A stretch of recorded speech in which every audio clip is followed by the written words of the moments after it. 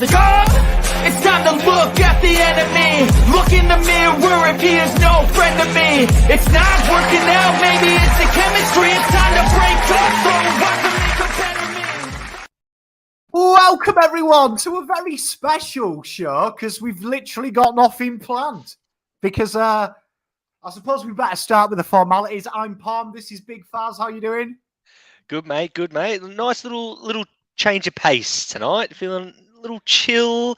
Yeah, a little bit of a cup of tea going on. I've got a cup of tea as well, mate. I've got Beautiful, a cup of tea. beautiful. Yeah. And, obviously, due to, I suppose I can say our queen, because she is, well, she was our queen. Obviously, due to Elizabeth Regina herself passing away, unfortunately, there is no football to speak of in the UK. So I thought Twitter, social media has been a bit of a dark place. So I thought people can hang around with us and, do you know what I mean? Yeah. Ask us some questions, give us some subjects, anything really. Do you know what I mean? Life, anything you want. We'll just have a bit of a chat. How have you been, Fazz? Anyway, you've had some exciting times, haven't you, recently? Yeah, look, just my dad's not been well. He's been in hospital, had a bit of surgery, all that stuff. But yeah, he seems to be on the better side now. So I'm up and about. I'm in a good mood at the moment because got some pretty positive news this morning. So I couldn't I couldn't resist the urge when you said, "Do you want to just jump on and have a little bit of a chat?" I said, "No worries at all. I'm up and about." So yeah. Well, I mean, I think I speak for everyone in the Pommy and Oz community. We're sending Big Chris a lot of love. So if you are watching in your hospital bed, this Pom misses you because it's a hard work keeping your boy in check on his own. So yeah, get you sent back. Yeah, he's a fighter, old Chris, and we love him. And yeah, I'll get a bit emotional if I keep talking about him. But when I chatted to him this morning, his first response was he was spewing that he missed the footy last night. So I knew he was on well on his way to getting better when he said something like that. So yeah. Well, I mean, he's got to stick around for the next flag anyway. So 100%. I'll tell you what, if the Grim Reaper is watching, if he comes anywhere near Chris, I'll send him back home with the sight in his arse. We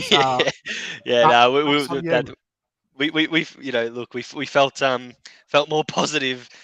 Believe it or not, that the Queen, bless her soul, took all the attention away from Dad.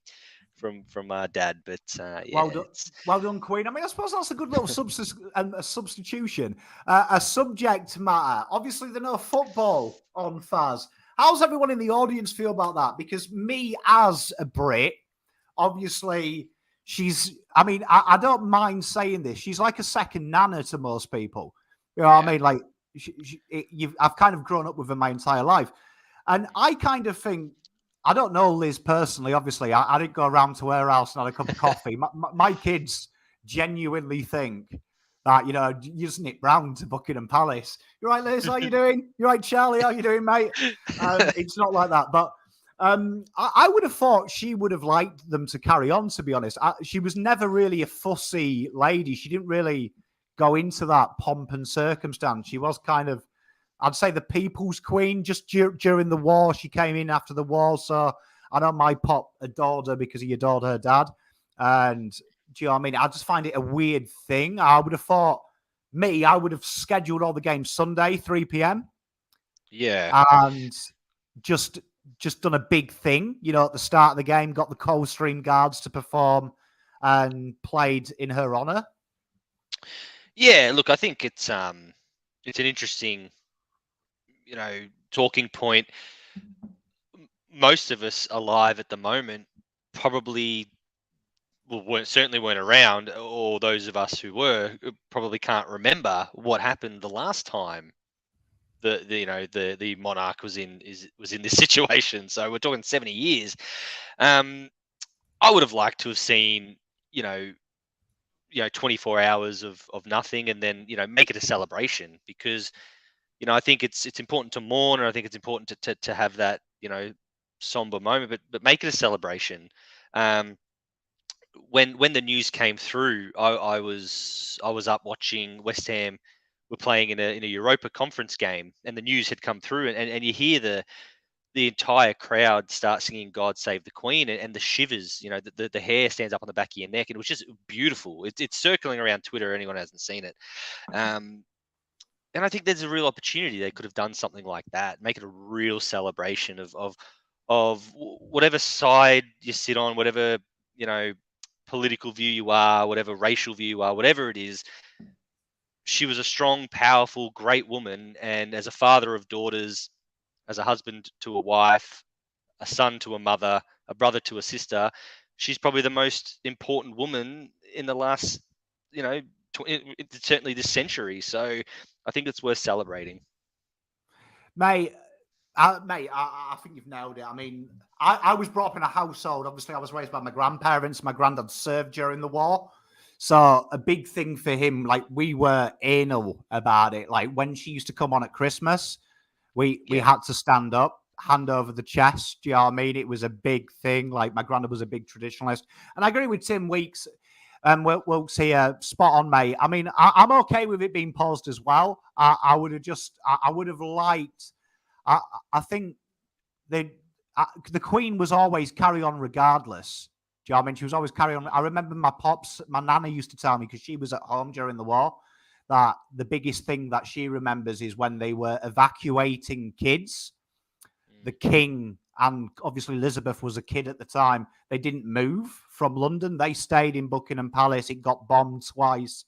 And that was a big thing for my nana, that she remembered that, oh, shit, King and Queen are staying here. King and Queen are staying here, so we better stay here. And it was kind of a thing. So I kind of think the Queen would have just got on with it myself. I'm only paraphrasing her, but I'd imagine that she'd want us to return to normal as quickly as possible and celebrate and be united.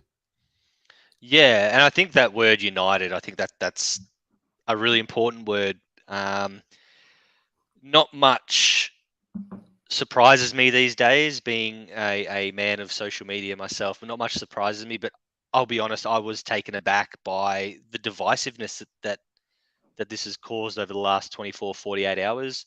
It's actually quite gross, to be honest, of some of the things I've seen. Like I said, regardless of what position you stand, to be dancing, and I say this figuratively, to be dancing on someone's grave is pretty gross, in my opinion. So I'd like to see us all united. At the end of the day, whether you like it or not, we are a part of the Commonwealth. So this is a pretty big deal for us as Australians. And I think the great thing about Queen Elizabeth, 70 years is a great thing. But I think it's also now been lost, because as a society, I think we've lost the ability to understand how to respond to an event so serious, because it is bloody serious, this. And I just don't think we know how to respond, because anyone who was around the last time is probably,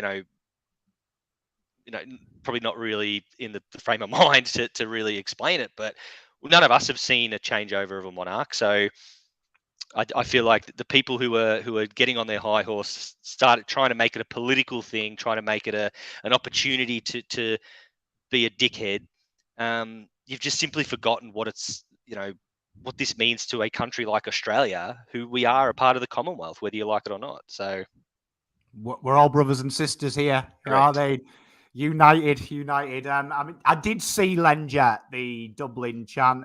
I expect nothing less from the Irish, nothing less at all. Even Celtic refused to change their banner to the black and white thing. So, nothing surprises me about the Irish, to be honest. Less said about that the better, but honestly. Yeah, it wasn't great. It wasn't great.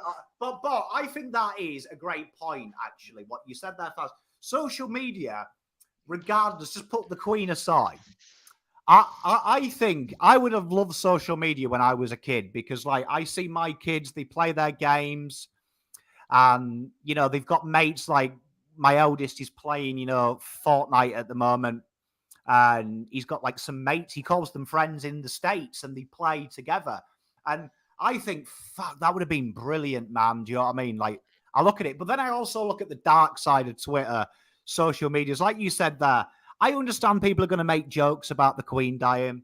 Does it offend me? No, it doesn't. I mean, I'll admit my wife couldn't believe it, because I wouldn't say I'm a massive royalist. But I do like them. They're part of my heritage. Do you know what I mean? Obviously, but I was a little bit sad. I had a little bit of a tear in the morning when I woke up. I said to my wife as we went to bed, I think that's it. I was like, I remember doing it at primary school, learning what the protocols are when that happens. And I was like, looks like she's on her way out. And I was quite sad in the morning, but I understand people are going to send memes, and that is the modern day culture. And these were the jokes you told in the bar, weren't they? Do you know what I mean? Yeah, I remember when Michael Jackson died before the advent of the internet. Loads of my mates had Michael Jackson jokes. Like literally, freaking the guy had just died, and somehow they had jokes, and you're like, "Are you fucking storing these here?" But I do. I'm with you. This is my point about social media. It's a wonderful. This is why humans are fucked. We are now linked to 7 billion people at a touch of a button. We can spread light. We can spread joy. We can spread all these wonderful things. Indirectly, we could cure depression together. Do you know what I mean? Because 24/7, we have contact with people. But humans are so fucked that we do use it predominantly to spread hate. And I'm going to use an example. Right. I put a post up, Are You Okay Day, of reaching out. And a lot of people like said to me, Pommy, you're a legend and stuff. And I'm like, I'm just a human though. Like, surely everyone in the world should have their DM and be like, if someone rang me and said, look, I don't want to be here anymore. Surely every human being in the world would be like, okay, talk to me. Yeah, it is such a bizarre platform, social media. But I think you made the great point before where you were talking about these are the jokes you say in a bar when you're with your mates. I think you are so spot on. These memes, these jokes, this is what these are the things you say, rightly or wrongly, when you're 6-7 beers down with your mates. There's no consequences to what you're saying around your mates. Basically, that's what social media is. It's posting, but people don't realize there are consequences to what you say. If I'm with my mates at a bar and hey, I heard this funny one about the Queen, here it is. Oh yeah, cool, haha, get another drink. You post that, you don't realize, or these people don't realize the hundreds, thousands, whatever of people who are actually upset by what you've just posted or said. So I think it's a real, dehumanizer or humanizer, however you want to put it. But I think that comparison you used to with mates in a bar, I think it's spot on. Absolutely spot on. Well, I mean, it is, isn't it? I just think that, and I'm not suggesting people should tell jokes behind closed doors, but no. I'm saying when I was a kid, these dark things that were talked about were genuinely away from people. Do you know what I mean? They were away from masses. Like, do you know what I mean? Like I'm scared. Hello, gorgeous Tory. Hot girl Twitter is in the house. Yeah, love Tory. A lot of things like, the big one for me is the culture as well that we've got now of, and I think it's got worse because how do I say this without being sexist? I don't mean it, but I'm going to say it how I mean it, and don't take it the wrong way. But when I was a kid, genuinely, it was more of a girl thing that girls would buy into gossip. Now, boys did as well, but genuinely in the playground, my nana, she was forever gossiping, but my granddad wouldn't tell you anything about any of his mates. It was top secret. And now we've kind of created a culture where everyone wants to bring people down. And I find that sad. Like, Hot Girl Twitter is brilliant. They're getting loads of success at the moment in Twitter. But you go on Twitter and people are trying to bring them down. Do you know what I mean? I've seen comments like, oh, they're a 3 out of 10. They're not even hot. And I'm like, and my mind, and I've always been like this since I was a little boy, is if you don't affect my life directly, couldn't give a fuck what you do. Like, do you know what I mean? Like, I've got mates. Like, I had mates growing up that did horse riding. I was like, fuck that. That's ridiculous. To me, that was ridiculous. But I didn't berate them for riding horses. Yeah. I just fucked off and illegally street drunk because that was what I wanted to do. They wanted to do that. None of my mates bullied me for being a golfer because that was posh and I come from a rough area. My mates would give me a bit of stick, but they wouldn't care because it was like, oh, Dan likes golf. Cool. Awesome, mate. Have fun, yeah? And now it seems like instead of getting ahead in life, it's bring everyone else down to your level. Yeah, it's bizarre. It's I think Twitter, as with the footy, is a perfect example of that. I'll use tonight as an example. Should Collingwood win, which I expect them to win tonight, their very first comments, I guarantee you, their very first comments will be slagging off Carlton supporters. And it's just like, hang on a minute, like facts. Yeah, it's like their very first thing will be like, oh, fuck you, all you Carlton supporters who came out. I'm like, hang on a minute, like why turn something so positive into a negative? But I do the what you said about bringing people down to your level. I'll never forget his little story time with Fazz. Many years ago, when I was working as a teacher, still at the school I'm currently at now, but my first stint there, there was a teacher there who a lot of people, the reputation for this certain teacher was they wouldn't excel themselves in their position, but instead would bring people down around them so they would look better. And I remember someone telling me this, I'm like, that's a real sick thing to do. I actually didn't believe it. I was quite naive and young. I'm like, no, that can't be a thing. Until I actually stood back and looked, I'm like, you're actually not working hard at all, but you're making sure everyone knows that these people around you are no good so that you look good. And I'm like, that is sick. That's just sick. And then now fast forward now to the era of social media, it's the same thing. It's the exact same thing. Instead of, acknowledging your own shortcomings or acknowledging, your things that are going wrong in your life, you sooner point to that person over there and say, hey, you're a fuckwit. I'm like, why? I don't get it. It's one of them bizarre. It's one of them sad things. I think it's one of them real sad things, and I see it at work.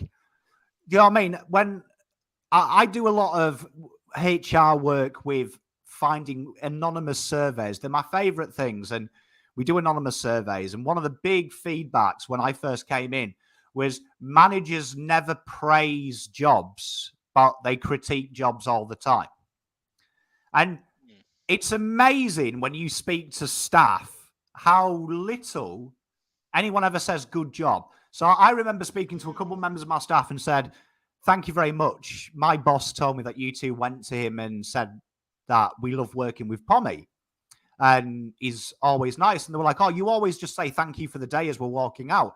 And it got to me that is society. Do you know what I mean? Like how many times, and I've noticed when you're at the traffic lights and someone lets you go, right? You let someone go. 9 times out of 10, I don't see someone say thank you. But literally every time I haven't seen them or I've been in a bit of a pissed off mood and I've driven off and cut them off because I'm in a rush, every time I look in the rearview mirror, I can tell you that guy is swearing at me in 8 different languages and wishing me dead. And that is society, isn't it? Do you know what I mean? It is. It's society. We'd rather be negative than we would being positive. Yeah, no, you're spot on. And Gavin Whelan posted it before about the Resilience Project. We do a lot of that at my job at work, and spot on. It is the most brilliant. It actually changed my life. That book, the program that we do there, spot on. And the example that you used, Pommy, about being in traffic was an example that they use in that Resilience Project about, why do you if it puts you out 3 seconds by not letting someone in, and it can ruin your day, where if you let someone in, you've actually done a good thing, you're 3 seconds behind where you would, and it actually makes your day. So it's quite funny that you use that example, as Gavin mentioned, the Resilience Project, because it's true. It's about trying, like, why do we let these things fester, ruin our day? Why can't we just be grateful for what we've got, be grateful for what we do? And I understand, look, and far be it from me, a lot of people say, oh, here we go, Fazz, taking the moral high ground, and they can screenshot shit I've posted on Twitter. That's fine. That's my favorite. Yeah. It's just like somewhere along the line, this gap between banter and abuse has just been completely blurred. And people don't know what's what anymore. And I don't know how to come back from it, actually. I just feel like we're just in this cesspool where if I were to for example, if I were to post on Twitter, geez, Melbourne going out in straight sets, that's not great. The first comment would be, fucking Carlton are a dog shit. Just like, okay, I get you, but do you know what I mean? Like, yeah, mate, I remember I commented on Swoop Luke's Twitter because he always talks about Carlton, and I find it quite amusing. He talks about Carlton more than Terry does, and Terry runs a Carlton fan channel. And I said, I just don't understand why you comment about other teams other than your own. I was like, it's all the time that I don't get it. And some guy went back to 2020 July, where I'd gone, can't be arsed with Fremantle tonight. Really hope they lose. And I'm like, you've gone back 2 years, bro. Like, how much did you want to prove? Like, that should prove my point. I hardly fucking talk about other, like, once in 2 years. I mean, I cheated on a girl when I was 17. Doesn't mean I'm going to have an affair with my wife. Fucking 15 years on, 16 years on. Like people make mistakes. And I agree with you about the moral high ground as well. When any society cannot appreciate people change. And society can also not appreciate. Some people have bad days. Some people say things they don't mean. I've got a few mates who have fallen victim of that. They've said stuff on Facebook or Twitter in a private conversation. I've done it myself. That probably isn't who I am, but I was in a bad mood. And then they go on a lovely tangent and they're doing something wonderful. And someone's there bringing them back down to earth saying, oh, this guy called me a cunt 6 years ago in an argument. And I'm like, you know what? And this is how I judge life. A lot of people have been in my DMs in Are You Okay? And the big thing is really interpretation on how they're perceived. And I added something in that tweet where I said the most important thing some people need is just to be heard. Sometimes and you work with kids, you'll back me up. Yep. The most angriest kid 9 times out of 10 just wants to be heard and probably can't find the way to express himself. So the way he expresses himself is probably wrong, but he just needs someone to listen to him and everything's okay. Spot on.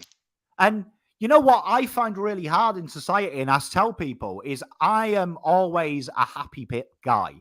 And the reason is because people's opinions, I don't validate them. For me, if you say something horrible about me, unless I validate it, it's completely irrelevant in my world. So if someone in the comments now said, Pom's a fat cunt, I hope he dies, I don't validate it. So it doesn't exist. I see it and I'm like, fucking dickhead. But does he pay my bills? Is he oxygen? And if the answer's no, fuck him. So I'd rather people hate me for who I am. And that's my advice to my kids. Do you know what I mean? I give them 2 rules, right? 1, don't validate people's energies unless you fucking need them. You're more important than anyone else in the world because at the end of the day, you come with yourself and you die with yourself. So you've got to make sure you have your back. And the second one for me, and a big thing I tell my kids, is don't think, believe, do, say anything in the world unless you're willing to die for it. If you can back it and you could be in a room of 100 people and say, nah, this is what I believe, don't have the opinion because that is nature telling you you're not brave enough for it. So if you live by them 2 standards, life is fairly okay. Yeah. And I think the point you made before about people changing and people not being accepting of people changing, I'll use myself. I've got no qualms in admitting how much I've grown in the last, few years or however long. I had a very big, anyone who go on my Twitter, I invite anyone, go on my Twitter, search back, go a couple of years ago and see some of the shit I used to tweet. It's only because of the same deal. Like I used to just tweet with emotion or post with emotion rather than thinking about it. So now I tend to have that, unless it's a positive thing, I tend to have that, well, I might just not post that until the next day, or I might just leave it for a couple of hours or whatever it is. But, I posted some, I wouldn't say they were horrendous things, but they were certainly very black and white things, like sack him and get rid of him and all that stuff like that. But, and I own that. And it's the same thing, someone actually raised it, the other day, or I posted, early on in the season about Patrick Cripps and how he's going. So what a great season Cripps having. Awesome. And they went back to 2020 or It's something. so I posted. good when people do it. Oh, and I think I tweeted, geez, Cripps cooked. Which I'll put my hand up. Anyone want to look me in the eye and tell me Cripper wasn't cooked in 2020 or 2021? All right, he was gassed, and all I tweeted was Cripper was cooked. And mate, you're kidding? That screenshot didn't get around. This Fazz bloke, he fucking has no idea. Fuck him off. Blah, blah, blah. Like, I get ya, right? But come on. And this Gavin's spot on. Mature and change your opinion. You know, I'm 32. Pom, you're in your 30s, right? When we were in our 20s, we're completely different people to what we were in our 20s. And I think that's just when people can't allow you to change. Okay, I'll use another example. My family, so I was a bit of a rash. Okay, I was an asshole. I was an asshole of a teenager, right? I was a jerk. Nice to my parents, asshole to my aunties and uncles, right? Even now in my 30s, my auntie will say things to me just like, oh, you never really cared about us anyway. I'm like, hang on a minute. We're talking half my life ago that I was a bit of a jerk. I get it, but I have grown and matured. You know what I mean? Like, anyway, each to their own. LyndenH, you're spot on. I look 36, but I'm actually 26. I'm just. I actually did the maths the other day. I'm 36. I'm fucking mate. I'm 1 foot in. My pop used to tell me that the Bible says 3 scores and 10, so I'm well over halfway. So a lot to. But I agree with you, and I think the best way to learn, and this is Uncle Pom coming out, right, is when you fuck up. Like I did a seminar a couple of months ago with teenagers, and it was about drug awareness. And I used to be addicted. Most people know I used to be addicted to heroin. It was a big part of my life when just before my pop died and just after my nan died. And you know what?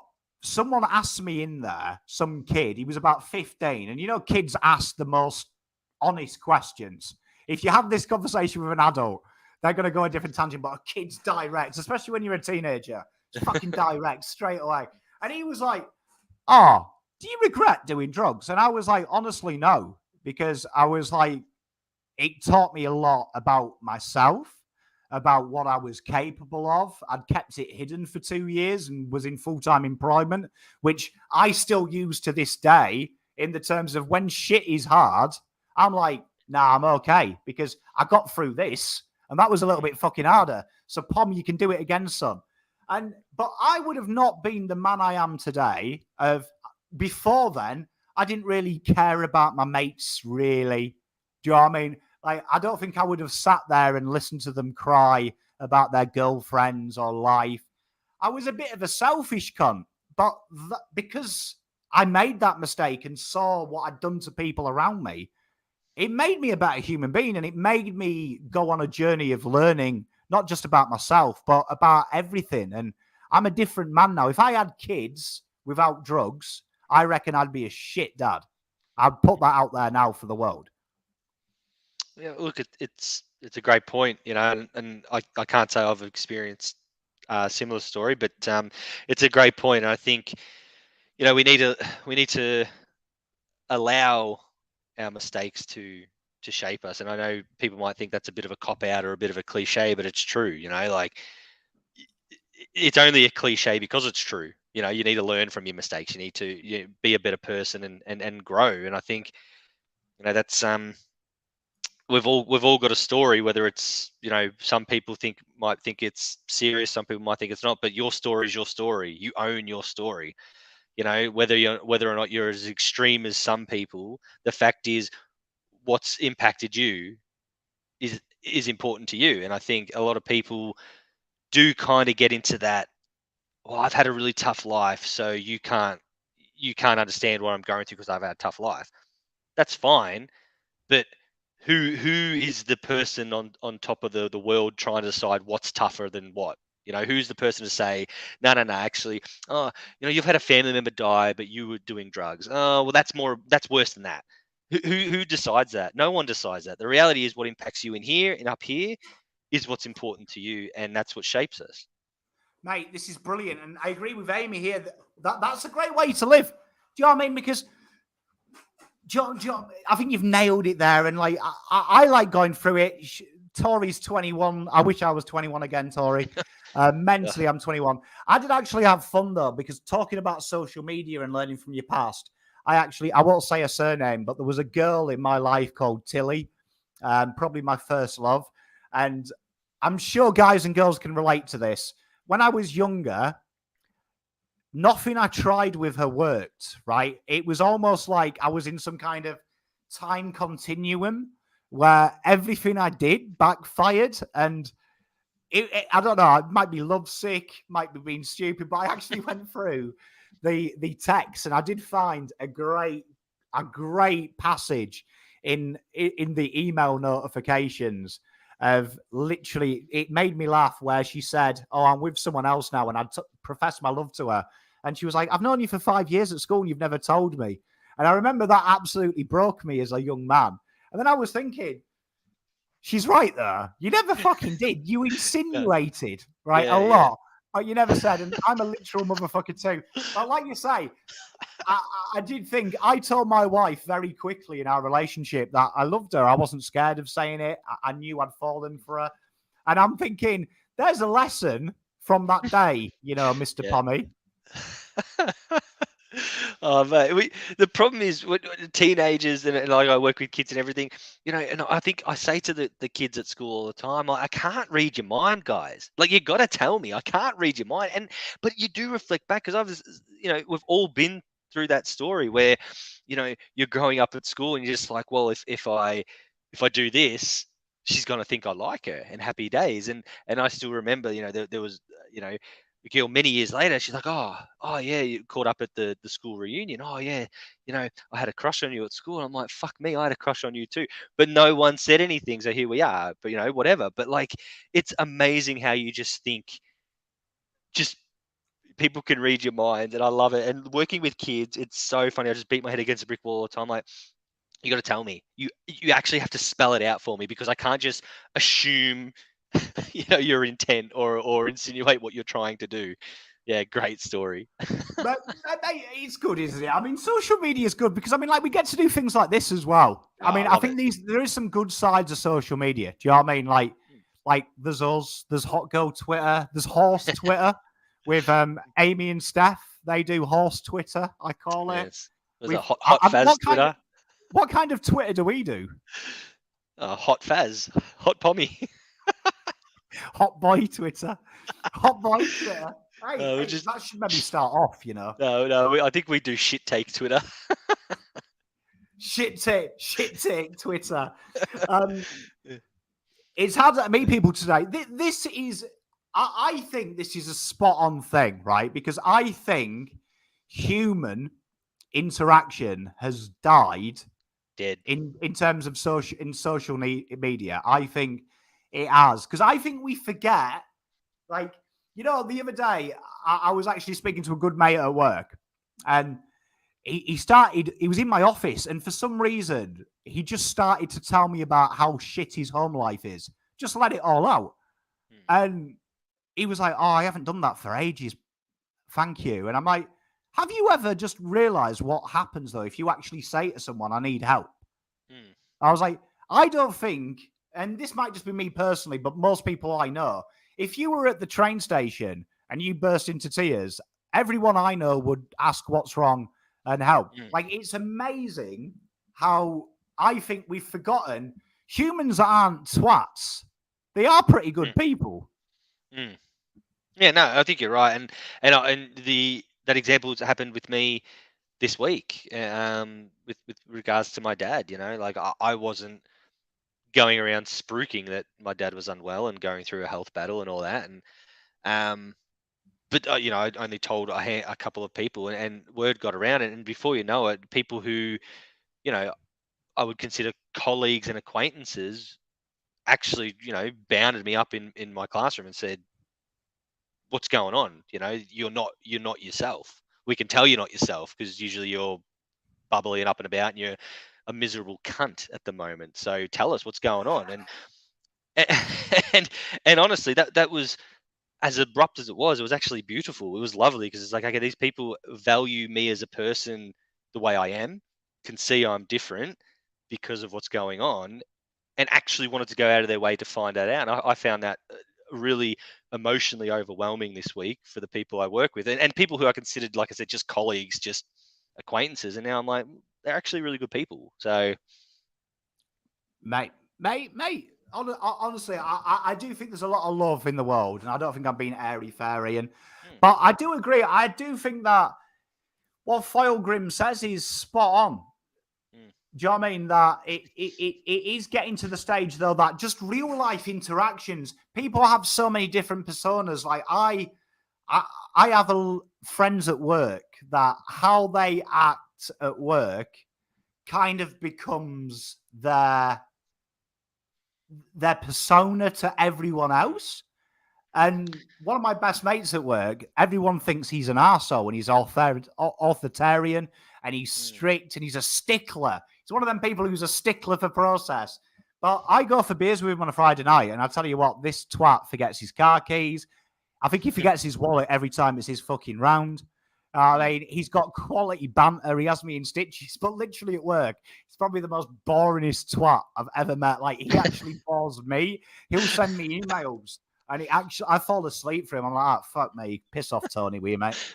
But it's amazing because the internet's like that as well. People start to have a facade. Like, I've met people on the internet who are bubbly and outgoing and a bit wacky, but then they're really shy. But on the counter flip, they're really shy online, but they're really outspoken in person. And that's why I try and just be me. What you see on social media is legit the Uncle Pom you meet in a pub. I'm an idiot. A lovable one, though. Ish. Yeah, but I think that's the best way. You know, you thanks everyone for all the comments. Yeah, everything's going well too. So yeah, thank you so much for all the kind wishes. It means a lot. Everything is going well, so I couldn't be happier at the moment.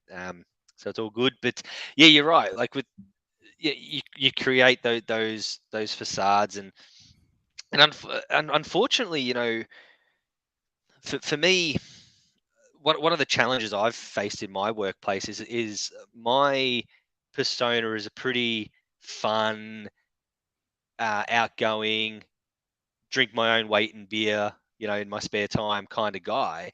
That when it comes into the professional environment, a lot of people at work who do follow me on Facebook or Twitter or all that, they tend to not take what I say seriously at work, because they're just like, hang on a minute, we just saw you down 15 beers 2 nights ago on Facebook, and now you're at work trying to tell us what to do. And so it is that real interesting balancing act. And I think there is a lot to be said for separating your professional life to your personal life, because I am finding those challenges to be quite tricky with certain people I work with. Hey, look, good question by LyndenH. Now, when I was a kid, I swear some of my teachers were drinking at lunchtime. Fazz, surely you've shotgunned a beer before double maths on a Wednesday afternoon. I can categorically say I have never, ever drunk alcohol during school hours. Fazz, as a teacher, does it ever have? Obviously, you won't be old enough yet to have any kids in bars. Let's hope, anyway, that you've seen. I wouldn't put it past them, but mums, I have. Is it weird? Because I remember I was about 18, 19, and I've seen some of my teachers out when I left school, and I found it fucking weird. But have you? What's it like when you see parents? Do you see parents out on the beers? Well, I'll tell you first and foremost, one of the first year levels I taught, all those kids are now 18 getting their license. So I will be able to see some of them in bars at the moment. But the parents, oh, mate, look, 90% of them are pretty cool about it. I remember going to the pub on a Friday after work, just downing a few beers, and one of the kids in my class were having a birthday dinner there, and her dad ended up buying me a beer. It was actually a great night by the end of it. But you know, I've walked out of Bottle-O's carrying a slab, walked past parents. It's like, what do you do? Like, what do you do? Mate, I hope you're on the phone going, "Yeah, I've had a fucking bastard of the day. All the kids are fucking idiots." How you doing? Yeah, that's exactly right. Like, any parent who sees me at the pub would know. Well, he's here for a reason. Your kid's the reason I'm here. Like, so no, it is a bit of fun. But look, as far as the drinking during school hours goes, no, I don't. But I will say that me and Mitch, we do run a Friday night wellbeing PD in the staff room, which involves plenty of beers. Put it that way. That starts at 9 a.m. Yeah. That's why all the kids are constantly on self-study reflection periods for the entire thing. I will say this: remote learning was a great time for teaching and getting on the beers pretty early. I remember that, LyndenH. I remember sixth form. UK is weird because it's year 11 and then it goes to sixth form and it confuses the fuck out of you. Because you're like, am I back in year 6? Oh, no, I'm now on my way to university. But yeah, I remember having beers in year 12 with the teachers. This is a great one here as Carlz is in chat, the queen of chat. Good day, my love. Parents are... Honestly, as a parent, can I just say, as a parent teachers day or anything to do with other parents, fuck me. Like, I don't feel like a parent when I meet other parents. Yeah. I've often been quoted in saying that teaching would be easy if it wasn't for the parents. And that's facts. I don't know how you do it. Parents are hard work. I mean, I've had many conversations with parents that have ranged from, I really value your opinion to you do realize I've got 26 kids, so your kid isn't the most important person in my life at the moment. So and anything in between. So yeah, they're tough work. Most of the time they can be all right, but I try my hardest and try and put myself in their shoes and think, well, they're just trying to get what's best for their kid. But then I'm like, well, as a grown-ass adult, you should realize that I've got 26 kids, so I'm trying to get the best for all these kids. So yeah, I feel for you, Fazz, because honestly, I would say out of all my kids, I've met just about every parent in all their classes. I would say since they were at school, I'd say probably 7 parents that I would tolerate more than 20 minutes with. Yeah. Some of them are fucked, man. Like, no, it's I don't true. know, like, some parents are in a realm that I just can't walk. And there's two types of parents that really piss Pom off, right? And I'm sure you can mentally find them at your school. Number one parent is the one that thinks their kid is like the modern day reincarnation of Jesus Christ. Like, yep, plenty of them. Yep. Like, they've been around my house playing with my kid, and I can tell you they are the biggest arsehole in the world. Like, probably the next Charles Manson. But yeah. I speak to the parents, and they're like, in their mind, it's like, it's everyone else's fault. Too big a classroom. Teacher doesn't give them enough attention. Misunderstood. And you're like, he stabbed another kid in the neck with a pencil. Like, fucking misunderstand, man. Are you sure you're not working at my school, Pommy? Just out of curiosity. No, they do. Them parents do my head in, right? And then the second parent that does my head in is what I like to call the misguided parent. And these are the ones that I think are very scary. I think that they've had kids probably too soon. And my kid's no longer at this school, but there was one parent that always sticks out who was a stay-at-home dad, and his wife had gone off to work because she was a lawyer, and that was fair enough. I thought that was quite cool. I was like, he's doing the right thing for the kid. But this guy, everything that ever happened at school, he fucking loved. And I'm going to give an example that Fazz is going to be honest here in front of the world. Yep, I'll do it. That Christmas concerts are fucking horrible, right? Correct. Worst thing ever. I hate going to them. I thought of telling the schools that my kids are fucking atheists, and then they started making atheist Christmas holidays. So that fucked that plan, right? Good day, Steph. How you doing, my gorgeous? And I was sat in front of him, and he turned to me, and I've just witnessed a teacher play guitar badly and massacre Mull of Kintyre, and he's turned to me, nearly in tears, going, these are the best moments of our lives, aren't they? And I didn't mean to do it, and my wife was so angry. I was like, Not for me. Twin sisters, Vietnam in a hotel room. That was my best moment. And my wife's like nipping me under the table, going, "No." They scare me. Like, honestly, they scare me because I love my kids. They are my life. I would die for them tomorrow.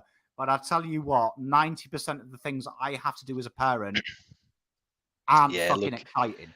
It's look, I'll put it from the other That's the third Jota as well. That's the third. Yeah, I got plenty of them too. Look, I'll put it from the other point, the other side of it. From the teacher point of it, I love setting up those things and forcing parents to come because I think and I sit there and think, hey, this is your torture. Let's share the torture here. All right. Like, you're putting this on me. Let's share the blame, share the torture. But now look, parents, look, for those of you who don't, I teach in north of Melbourne, country-ish, low-ish socioeconomic. I wouldn't say it's really low, but it's lowish end. So I'm able to have a bit of that social standing with parents, and I think the most important thing when talking to some of these parents, you got to set that boundary of, I know what I'm talking about. I'm professional. You keep your mouth shut whilst I say what I say, and basically that's how I run my classroom. So 90%, and Paula, if she's still in chat, she'll acknowledge this. There's two types of parents at our school: the parents who love me and the parents who hate me. There's none in between. So I do have that bit of a reputation. Mate, it's a general chat tonight, Carl. So if you've got a subject, we're just chatting shit with you. We thought there's no football because unfortunately the Queen chose the weekend to pass away. Unfortunately, if she chose Monday, we might have something to do. Yeah, say whatever, because I didn't think I'd be spending my Saturday night talking about fucking teaching. So yeah, post whatever you want. Honestly, if you get a chance, go on. Thank you very much, my wife. If you get a chance, go on, Carlton, people. I think you and Carl's will be brilliant because Tories is absolutely amazing and it's pretty good. So I agree with you, Fazz. The other thing that annoys me about teachers, and I mean not teachers, parents, is does anyone remember COVID? Right. Oh, what was that? and I would say I am in a parent chat. There was way too many parents who were like this. Fucking easy, this. And honestly, I stayed home for that duration. Can I just say, it was the fucking hardest. I don't know how my kids have an education because I had to drag them kicking and screaming. And genuinely, if I need to get the kids to clean the room, they do it. If they have to clean the living room, they do it. For some reason, though, doing fucking maths when it's their job, they didn't. It evidently was hard, right? Honestly, I literally, on the first day when school came back, I actually threw my kids out of my Ford territory from the driveway to school. I was that keen. I was like, come on, go! Rouse! Look, it's true. It's true. I think for a lot of people, intelligent people who actually know what they're talking about, the COVID was a nice little great equalizer. And if there was ever some disrespect, which there's always disrespect towards teachers, there might have been that little bit of a oh shit, yeah, okay, you can have my fuckwit back. So there was plenty of that going on. Mate, I can't imagine doing like 28, 30, 40 of them. Like, yeah. Honestly, like, absolutely, like, I think I nearly kissed my middle one's teacher on the lips. Mate, the first day. I just wanted to wrestle him to the ground and be like, I've missed you. Never leave me. Never leave me again. That's why I'm 32 and I look like I'm about 55. Because that's what they do to you. So, yeah. All good. Well, it looks like Sweet Blue's going through, so I suppose we have to get used to he's going to be happy. Yeah, Final series has been good, hasn't it? How's chat and how have you found it? It's been actually quite good apart from this game. Other than this game, or I guess there's still a quarter to go, I've got it on in the background here. I think it's been an awesome final series. I will admit my tipping for the final series hasn't been great. I think I'm one from 5, but I'll be 2 from 6 after this game. But yeah, no, what a final series. I just think it was historically the last few years, finals have been a bit of blowouts here and there. But no, I've really enjoyed this series. Really enjoyed. I mean, I wish the Blues were in it, obviously, but no, you couldn't have asked for better games. I can see you representing Fremantle as well with your purple horn. Yeah, I wore this. I deliberately wore my my purple snapback because for Freo. So yeah, Who do you think's going to coach Essendon? Adam Uze. There we go. I reckon it's James Hird. Actually, he won't mind me doing this. I'll bring it up. My mate Mitchie. Mate, I've got so many Essendon mates, and I keep popping it into them, going, yeah. I reckon he'd be grouse for you. Get Hirdy back. Yeah, well, yeah, Mitch, who's obviously watches these shows, I'm not sure if he's on tonight or whatever, but he sent me a message. He goes, oh, fuck, it looks like it's going to be James Hird. And I'm like, oh, well, it could be worse. Mate, yeah. Mate, honestly, James Hird would be the dream. Yeah, look, I'm surprised about this one. LyndenH's spot on here. Mm. Why is Brad Scott not mentioned? Well, I think he was mentioned, but I don't know. Look, again, Essendon have flip-flopped. I mean, they said we want an experienced coach, and then they come out and said, "Oh, experience can also mean they've had lots of years as an assistant, and so on and so on." And yeah, Carlton did that though. Remember? Yeah. And actually in our wellbeing PD after school yesterday, I had a big chat with Mitchie and Rich and all that, and Richie and Mitch, sorry, I should say, about this, and I was just saying, look, everything I say is in, I stand by. Carlton were doing this 12 months ago, so it's not like I'm burying Essendon, because Carlton were a fucking shit show last year. It doesn't matter who they get in. If they keep reeling blokes like Sheedy around and all these old blokes, you can't keep referring back to the past. I'm so over it. They keep saying we were a powerhouse. We'll act like a powerhouse. Mate, 18 years. Saying there are people who can drive now who haven't seen Essendon win finals. So crazy.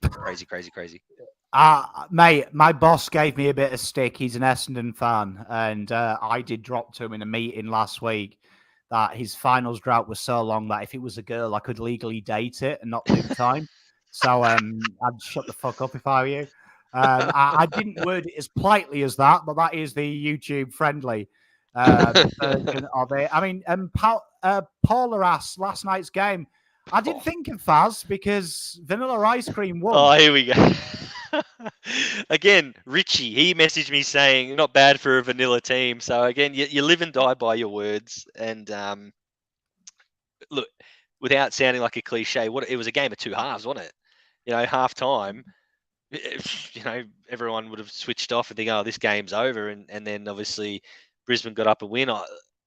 I'm been so impressed with Brisbane. I'll hold my hand up and say, yeah, all season I've been berating them. I think they have been a vanilla side. I think they're a nothing football club. They're about to play in a prelim. Good on them. Good luck to them. I think there's a lot of Bulldogs about them. A lot of Bulldogs from 2016 about them. They fell over the line. I think a lot of them would think, we got out of jail against Richmond. So now they're pretty much what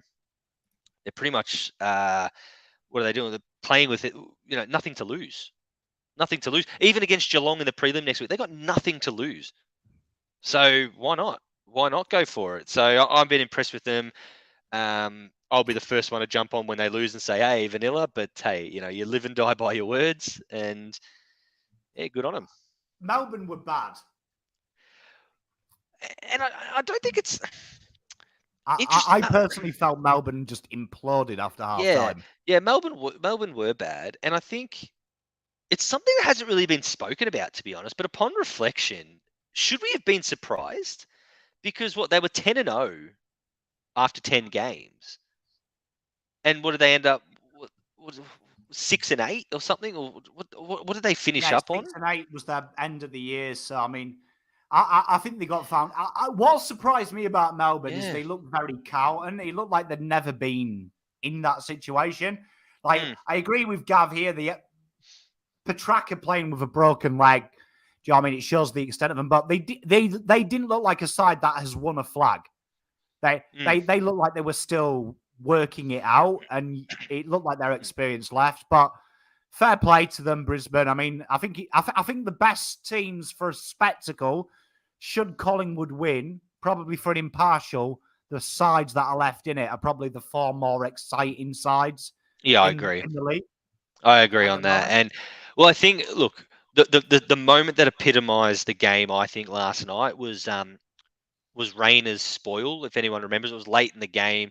The spoil, it was around about the middle of the ground, and he spoiled it, and it went out for a throw in. And he had no business getting towards that ball. But I think that just epitomised it. Melbourne have won a flag. They've been there. Brisbane have been, and I'll say it, have been an absolute failure. You know, they got gifted a premiership in 2020 and couldn't even get there. So they've got a lot to prove, and I think that showed. That showed in themselves. What I hope for Brisbane is that they don't come out against Geelong and say, "Well, this is enough. We made the prelim. This is enough."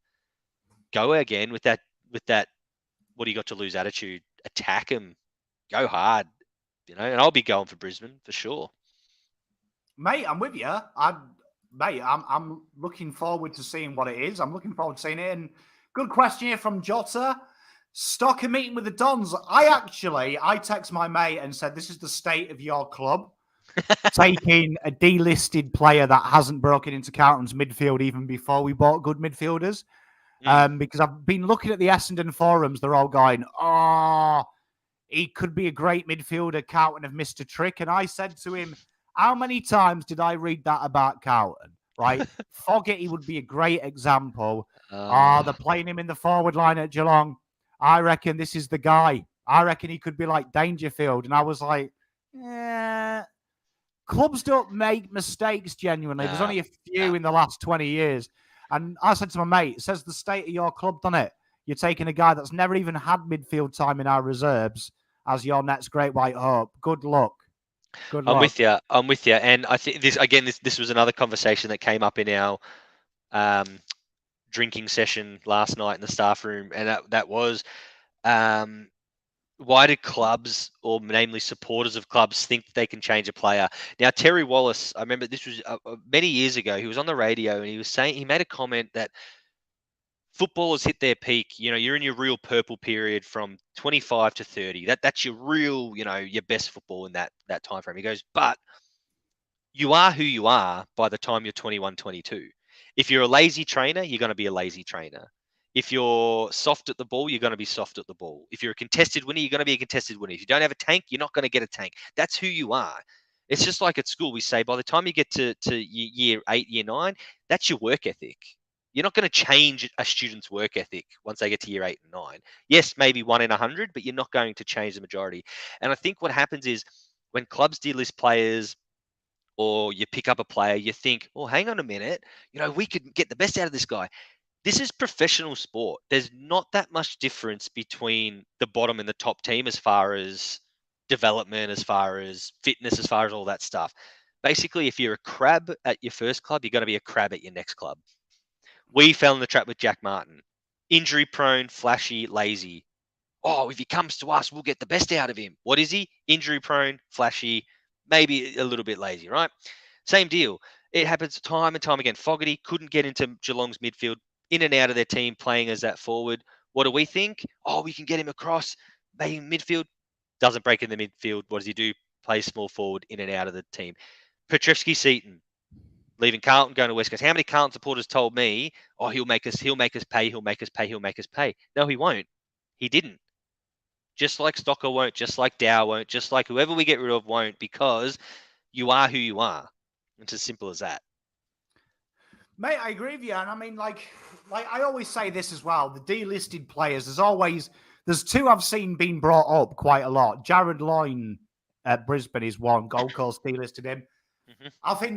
I always say, if you can only name a handful in a decade, that probably set, and you think the average AFL club delists 4 players a year because they've got to take 3 picks. Do you know what I mean? Genuinely, that would say if you've got 1 even in a year, that's a shit record. But And the other one they always talk about is Stengel. We got to remember Stengel was sacked. Do you know what I mean? Stengel was like, literally sacked for drugs. Like, you've got to remember that. That doesn't really count as a delisting. I mean, that would be like saying Liam Jones. Yeah, no, and you're right. So you talk about delistings, you talk about this. Now, Gavin mentioned one, Josh Kennedy for Sydney. You're right, except I will say that Josh Kennedy, he wasn't a lazy, unfit player. He just couldn't get into an elite midfield.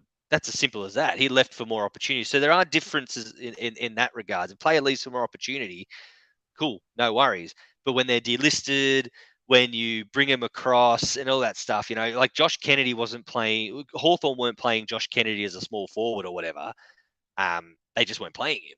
So yeah, so it's a good example. But again, like Pommy said, if you can name 5 examples in the last 10 years, and that's not good enough, and Stocker might be the one to prove us wrong. Dow might be the one to prove, whoever it is might be the one to prove us wrong. But the reality is you are who you are.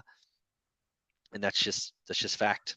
Well, I mean, there is a good one we're talking about as well, Blake Acres. So he was bundled up in the contract with Brad Hill. And I remember a good mate of mine, massive Fremantle fan. He was like, oh, he's dog shit. And obviously my wife's a massive St Kilda fan. I know a few guys down there. They were all like, oh, we've been playing Acres off halfback flank. We don't really see it. He's poor. He's not very attentive. Poor user. And I was actually chatting to my mate, and he was telling me that when he came to Fremantle, they basically said to him, "We've got you for 2 years. You're gonna have to fucking play wing. If you get in this side, you have to play wing." And he's like, "Well, I played wing as a kid, juniors. That's what I was. But St Kilda keep drafting them, so I'm like 80th on the pecking order." And he worked hard, and he basically was diligent with the coaching staff. Evidently, this is what my mate told me. He was always asking questions. What do I need to do? What do I need to improve on? And you look at him now, he's having a pretty good game now, but he's one of the elitist runners 2 ways in the league for time and also distance covered. So that says to you that if you are a stocker, and a good example is Jared Loynes, he was told he can't spread. It was something that at Brisbane, he was hungry to learn. And they had great midfield coaches, and they helped him develop that spread and prove Gold Coast wrong. So I'm confident if Stocker goes to Essendon, they've got something we can't offer him. Midfield time being 1. But 2, they're in a position Carlton were in 2018, where we don't have good players. So what's the problem? Or if he goes to North, what's the problem? I mean, I think North, if I'm Stocker, I'd go to, because there was a lot of players at Hawthorn in Clarko's earlier time that weren't Stanima based. He used to famously draft on skill level. Not a lot of his draft picks weren't the obvious picks. So it makes me think if he went and played with Clarkson, I reckon he might have a chance. Yeah, no, and you're right. And I hope he does have a good career and kick off and do what he does. But I just think, it's more of a response to people, to Essendon supporters and all that, thinking that they're going to get a superstar walk into their door. And I think what you're saying as well in regards to Acres and the running ability, this is why, people who don't understand the game that well and will say they'd rather Stocker over, say, Lockie O'Brien, because Stocker hip and shoulders and tackles hard and Lockie O'Brien's soft. Mate, Lockie O'Brien's running 15 Ks a game. If you've got the tank, the other stuff will come. He's working hard, the other stuff will come. And I think, you look at his raw numbers as far as how he runs, what he does, and O'Brien is the type of player you want to persist with. Stocker, if he's not getting those numbers, what can you do? Like, what do? You can't, the coaching staff can't make him run anymore. So what do you do? Mate, spot on. And a lot of it's in here in your work ethic. Carl, to answer your question, I can't speak with 100%, but I believe you guys are a bit like Jamaica. Places like you just celebrate a date that is set aside for, so I'd imagine that becomes straight away the King's birthday now, because the date wasn't on the Queen's birthday. I don't know what date you celebrate it in, but that's not Queen Lizzie's birthday to me. So I'll take the day off. So it would just be the king. I'd imagine it stays the same, and it's the king's birthday. Yeah, I that's what my thought. It'll probably just change to King's birthday weekend. We all know that the Queen's birthday is the 21st of April, which we celebrate Queen's birthday in June. So yeah, go figure. That always confused me. I remember because funny story. You'll like this. When I first came here, came on a contract, was sponsored as a golf coach, and I wound my boss up because he was proper Aussie, and I realised very quickly this twat had no idea about UK. And he was like, "Oh, is there any like religious ceremonies or anything like that you guys need to adhere to?" And I was like, "Oh, because I'm English, it's forbidden I work the week of the Queen's birthday." And he was like, "Oh, really?" And I'm like, "Mate, the Queen's huge in my country. Huge." And he was like, "Oh, okay, cool. And for some reason, because it was a religious holiday, it didn't even count. This is no word of a lie. For 4 years I worked here, no word of a lie as part of my holiday. So I got paid this additionally to my holiday. And then one day I employed this guy. He was an Irish guy, right? Real good mate of mine. We're still mates to this day. And obviously I said to him, "All right, I'll see you later, kidder. I'm on a week holiday." And he's like, "This is your second year in a row with the Queen's birthday week off." He was taking the piss because Irish people hate the Queen. So he was like calling me all the names under the sun. And my boss just happened to say to him, "Oh, yeah, Pommy gets it off." And he's like, "The fuck are you on about? They don't even get the day off in England." And he was like, he told me it's like a religious holiday. And he was like, "Is it fuck?" He was like, "He'd be working 9 to 5 back home." And yeah, legit, for 5 years, it ended, all in all, it was 5 years. I had a full paid week off. It was the best scam ever. So honestly, if you ever move to England, I don't think many people will check it. Make up an Australian holiday. They'll never check it. Hello to the ATO if you're watching. That's hilarious. I like that. I think I'm guessing not much will change. I think Queen's birthday to King's birthday, the money, I guess they'll print new faces on the money, but that's probably about it, really. Yeah, I don't know about Australia. You get the UK have announced February 2023 that the Royal Mint will start producing new coins. I'd imagine there'll be a different shape though, because he's got a big scone as fucking. I'm expecting the coins will be this big. To be about this big. You know what I mean? When one of my kids asks for a Freddo after school, I'll be like, "Oh, let me check the loose change." Look, it's it'll be interesting. That's all the country needs. A country that's in debt, that's all they need, is to have to print more money. Anyway, mate, it's weird because you guys get it off. So like literally, Queen's birthday UK isn't a public holiday. Jesus, sink in. So it doesn't. You don't actually get a day off like you guys. Do you know what I mean? Like, so like legit, the people whose country it is the fucking Queen, we work it. Like, to be fair, we do also get a public holiday for a horse race and a public holiday for a game of football. So a lot of my mates in the UK legit thought I was bullshitting when they're like, "Why are you off today?" Because they were checking my Facebook, and I'm like, "Oh, Melbourne Cup, mate." And they're like, "What? So you get a day off for a horse race?" I'm like, "Mate, long weekend, bro." Like, fucking, we don't work in Australia. You know what I mean? We find a public holiday for any fucking reason. Even the AFL Grand Final, we get a long weekend. And even the best part about the Melbourne Cup long weekend is any business worth their salt will give you the Monday off as well. So, mate, you know the place up until like a couple of years ago, where I work now, I don't know if you guys have the same, but we used to have a rule that whatever holiday you didn't take, you'd get like as a lump sum payment at Christmas. So it was like your Christmas bonus, right? And then the rules changed and you have to take it. Well, I was smart, so I now take 1 day before the long weekend, 1 day after. Yeah. Because when you get like playing the Australian bank holiday system, you can turn your holiday into about 12 weeks if you play your cards right. If you're smart, just got to think outside the square, ladies and gentlemen. You got to be clever. Now, look, far be it from me as a teacher to request more holidays, but yeah, any chance to get another day off would be handy. Gavin also doing his part for the community. He is correct. As an ambassador of the British Isles, all coins and notes now are forgeries. Because unfortunately, it's Charles's rotund head. King Charles III. Love it. God Love save it. the king. That's going to be weird, singing the song. Because my pop, he used to always say it took him a while to get used to the Christmas, to get used to the king, not the queen. I'm going to have the opposite because I am just used. Because I tried to sing it the other day, our anthem with King. Doesn't sound right. No, it doesn't.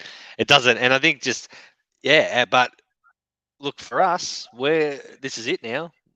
We're going to know nothing but kings for our life. So, and maybe even our children's as well, given what's well, he's 70 years old, isn't he, Charles? So I'm going to be very jealous because you'd predict David, my middle one, is going to probably see another coronation. Like, this is my first coronation. Like, we'll be watching it together. Like, my wife thinks I'm joking. I'm going to go full fucking crazy. I'm going to, like, Union Jack the shit. Watch along. Coronation watch along. I will Union Jack the shit out of my house. I've told my wife I will get a flagpole and I will stick it out there with a Union Jack on there. And she's like, "Oh, someone might get offended," and I'll be like, "Fuck them." Legit, fuck them. But so it'll be Charles, Will, the little Georgie. Hopefully you and I are still around to see little Georgie, but I doubt it. I reckon I'll cark it by then. I'm just looking forward to seeing Will. Yeah. All right. Will, I do like this from LyndenH. This is a great holiday scam. Because honestly, that Easter and Anzac Day, they are primo times to book your holiday. Because he is spot on. You can turn like 5 days annual leave into like fucking a couple of weeks, which is smart. Like, when Easter falls in the holiday system. Yeah, when Easter falls in that early April, that early to April market, that is a great get. Good spot. Look at us. This is what Australians do. This is what we do. If we can find a way to get out of work, we'll find it. Mate, it makes no sense. Like, honestly, like when people I do holidays at work, holiday requests come through to me, and I look and I'm like, this fucking idiot here. That's like 3 days before fucking Labor Day. What are you doing? You're doing stagger it a little bit and get the extra day, kidder. You know what I mean? Not everyone thinks that. I mean, I love a manipulation of the system, to be honest. I am anti-system. So it's one of them things. There's some good questions here. Where is it? That's genius from Peter. You know what? Look. The guy will remain nameless, and I couldn't believe he'd done it. But a mate of mine tipped me off because I got the COVID relief a couple of weeks ago when I got COVID. Yeah, and he tipped me off that it's literally like that all the time, and he has, I quote, got the COVID benefit twice now for not having COVID. And when I did it, because I asked him for help, because I don't often work with the government, and I uploaded it, and I was like, what do you mean? And he was like, oh, I'll just get fucking approved and it'll come through to you. And I was like, what? They're not going to check it or call me or want a reference? And he's like, no. He was like, what you've uploaded is suffice, bro. And I was like, wait, it's just a fucking letter. And literally, like 2 days later, the 750 is in my bank account. And I was like, wow, this is dodgy. And he was like, mate, I've done it like 2 times and I haven't had fucking COVID. And I was like, I love Australians, because in the UK, people would be like this. Psst, yeah, I did the dodgy on the COVID thing. He's just proud of it. He's like, fuck it, did it. Yeah, I'll name names. I don't care. I'll name names. Bloody Mitch somehow, I think it was legit, but somehow got COVID the last week before the 2-week school holidays. Like, mate, were you going around licking doorknobs in Bendigo or something, bro? Because Mitch, if you are in comments, can you just confirm as well that you got the $750 as well? Because that would put you at top tier. Mate, that fucker. Not only did he bloody get 3 weeks off, he missed planning for the following term as well because there he is. Hey, he got COVID in the last week. I'm like, hang on a minute, mate, Mitch, up here for thinking, son. Mate, I rate it. I was gutted as well. I was gutted as well because I thought it was going to be a bastard of a process. So legit, I have been so super careful with COVID. Like honestly, like. I have sanitized my hands. I wash everything down. Like COVID came back into the house and I didn't get it. Like that's how good I was. I've had COVID in this house twice and not got it. It was me who got it on my own volition. Like that is how good I am. But when I found out that you could get $750, it took me 2 seconds. Like, and then the fact my mate was just so blasé about it was like, mate, if you don't do this before fucking Christmas, I ain't talking to you again. You better freaking get COVID. Like, and I'm like, this is insane. No, mate, that's what we do. But I still stand by. Like my favorite part about the COVID situation is just people's attitude towards it. So working in a school, around about the middle of the term, everyone's like, fuck, I could use a day off. Anyone who sneezes, like, can you sneeze in my face? Don't worry about the mask. Just cough in this direction. The closer you get to holidays, because no one wants to miss their holidays. It's like no, everyone's masked up. No one's in the staff room. Everyone's kind of like avoiding each other. I don't want to get COVID just before holidays. But yeah, young Mitch. He's I've never been more proud of the boy. Never been more proud. Great time. Do you know what I mean? Well, great time. I've got to say, like, fuck, how good was COVID? When you look back at it. Like, you know, the other day, right, my youngest has started to do about the bubonic plague. Yeah. Right? And he was asking me questions, right, the other day, because he was a little bit too young to really understand what was going on when COVID was on. And I was like, well, you've been kind of through the Black Plague. And he was like, have I? And I was like, yeah, COVID. Do you remember when we couldn't go to the park and you used to get pissed off? Like, we weren't allowed to go to the park. And he was like, oh, okay, cool. And he was like, so was COVID like the bubonic plague? And I was like, well, it was in the avenue as it went everywhere, but it only like killed really sick people and really old people like you and me. We're pretty fine. Bubonic plague just killed anyone. You know what I mean? It didn't matter if you were fit or half dying. And he asked more questions and it sounded even more fucking ridiculous when I was answering that. 2 years we were locked away. Like me being pushing to him, we'll save Grandad. Mate, we will save Grandad. You and me will fucking save Grandad. If we don't go to the park, we will keep him alive. You and me, this sacrifice. And I was like, and he was like, and my son just looks at me straight away and goes, so really we just grounded ourselves for 2 years for no reason. And I'm like, yeah, when you put it in that perspective, yeah, spot on, son. Well done. But this is the thing, like, you know, I'm not proud, right? I'm happy to be petty. But when I hear people at work talk about, oh, geez, remote learning was hard. Geez, I hated working from home. Geez, I really wish I was back in the classroom with the kids. I'm sitting there, I'm like, oh, yeah. Fuck, mate, it was the best fucking 2 years of my life. I was sitting there talking to some dickhead kid on like this, as I'm watching fucking Game of Thrones in the background. Mate, it was the best 2 years ever. Mate, this is spot on my program. Do you remember when it first came out? Because my mate and me went through the chat and we have a basketball fantasy league, right?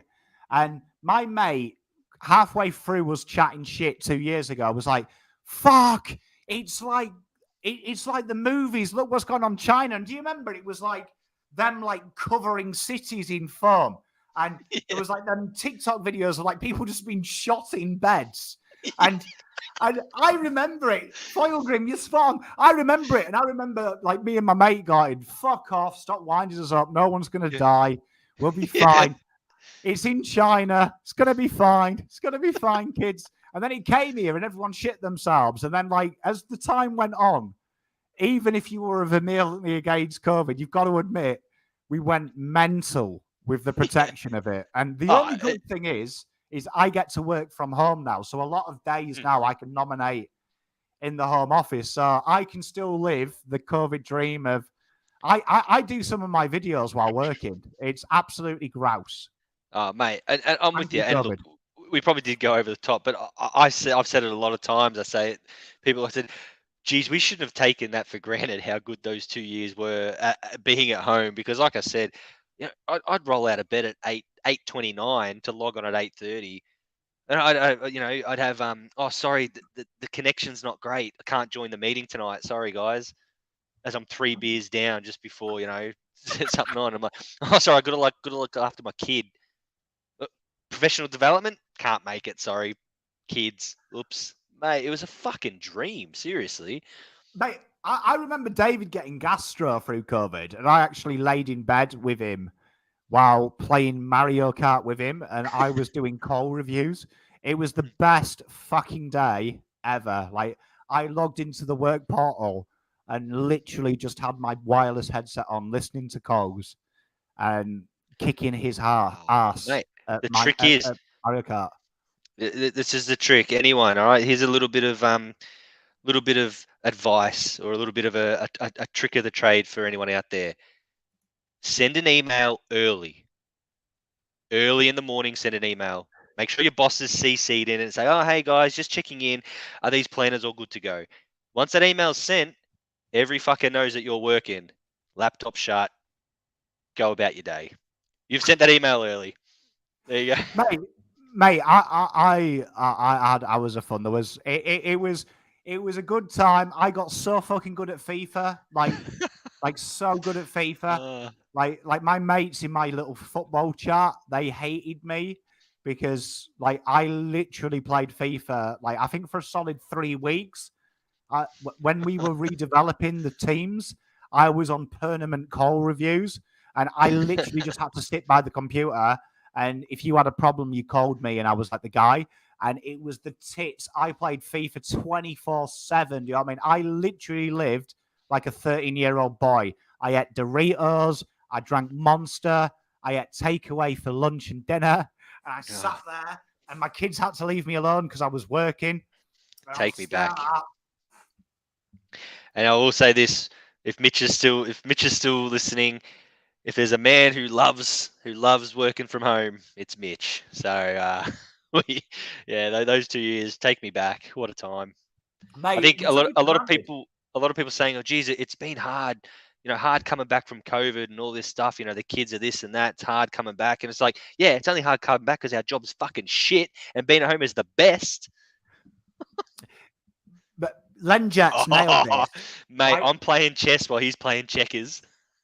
LyndenH, when you've got Facebook business management, you can actually start and delay messages in private group chats. So I actually added Pommy and Oz in this time to the group chats with work. So my boss was in 3 of them, and I did schedule little posts saying shit like, fuck, how complicated is this new fucking portal? And I was actually asleep at that time. It was grouse. LyndenH, spot on, mate. You know what I mean? I love that. If my boss is watching, I will admit, I would say the first 6 weeks of COVID working from home, I didn't see a computer till 11:30. I still remember about maybe 12 months into the whole situation when we got told that we had to have our cameras on during meetings, because I think work quickly realized that everyone was doing fuck all during staff meetings, everything, because no one's camera was on. So it was quickly a bit like, make sure your camera's on. And they tried to sell it like, because it's good interaction and we want to see people's faces. It's good for well-being and all that. No, you just want to make sure we're not doing fuck all like we all were. Like we did. My best team building exercise is in one of the meetings I did, there was these rumors that people were naked and the waist down and stuff. And me and a few of the managers decided to put on like women's clothing below. And I said to the boss, we should do it as a game, like stand up. So a few of us had all sorts. Like one of my female colleagues, she'd actually got, the bottom half of a horse from one of her parties. So she had this lovely suit on. She stood up, she was a horse. Mate, honestly, I'd love to know what people wore waist down, because I was quite honest in one of my meetings. I have worn my pajama pants. Yeah, I was always in trackies or nothing, like, nice at the top, trackies down the bottom. But yes, correct, Lana. But look, there is a bit of few funny stories of a few colleagues of mine who, when you're talking, trying to do a lesson with a kid, and I don't know if anyone realizes about cameras, but sometimes when you hold things up, okay, that's not too bad, but sometimes when you hold things up, it mirrors it, so it's backwards. So when you're trying to teach a kid a lesson, and you're holding something up and it fucking mirrors it. Oh mate, nightmare. But there was stories about, one funny one of my colleagues saying about a mum who literally just got out of the shower as they're teaching their kid, and the mum's walked out from the shower, like past the camera. Fucking hilarious. Mate, it's good. It's good. We didn't have any nudity in our meetings. I did see two dogs going at it though. I do remember one of the guys went to go and get some snacks, and I was just in the little conference call, and there his two dogs were having the time of their life, and that was amusing. But I've enjoyed this. It's been a good hour and a half. We'll let people go about their day, but I thought this was quite fun. Great fun. I loved every minute of it. Got our minds off the horrors of the world and just enjoying each other's company. How good. Well, thank you very much, everyone, for tuning in. We'll see normal place next week, where hopefully sport's back. We know Australia will have sports, so if not next week, we'll have a cup of tea with Fazz and Pom. But thank you very much. Enjoy. Much love, everyone. No worries. See you guys.